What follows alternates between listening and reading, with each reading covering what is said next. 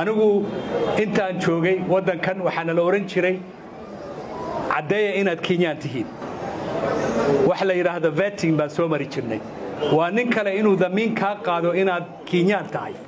waa madaxweynihii ugu horeeyay oo yiraahda looma baahna taas qofka Soomaaliga bishan wixii aan ku jirno wixii ka bilaabma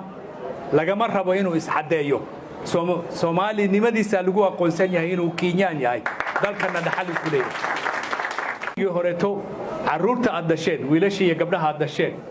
la oran jiray deegaankaad ka timaadeen awooga meeshu ka yimid ku noqo ka soo qaada ID-ga aqoonsiga kipandega waan joojinay isliiba iminka laga qaataa kumanaan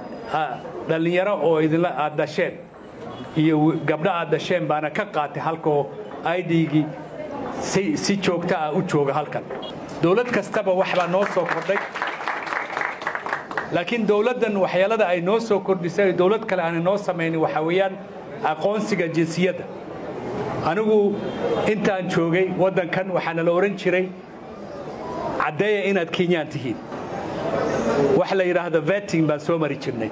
waa nin kale inuu damiin ka qaado inaad Kenyaan tahay macnaheedu laguma ogolaan inaad Kenyaan tahay laakiin maanta waa madaxweynihii ugu horeeyay oo yiraahda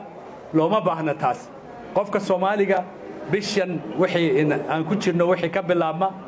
lagama rabo inuu iscadeeyo Soomaali nimadiisa lagu aqoonsan yahay inuu Kenyaan yahay dalkana dhaxal ku leeyahay waxa kale oo noo soo kordhay tan xildhibaanku anigu aan noqday dhismahan iyo guryahan iyo hantida ka soko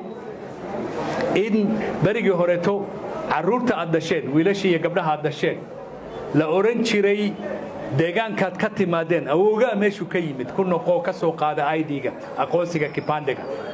waan joojinay isliiba iminka laga qaataa kumanaan dhalinyaro oo idinla aad dhasheen iyo gabdhaha aad dhasheen baana ka qaatay halkoo ID-gi si joogta ah u jooga halkan marka horumarkaasna waa inaan ka warhaynaa inuu wadanka magaaladan aan wax qayb ku leenahay aan iska leenahay dadkii dhisayna aan ka mid nahay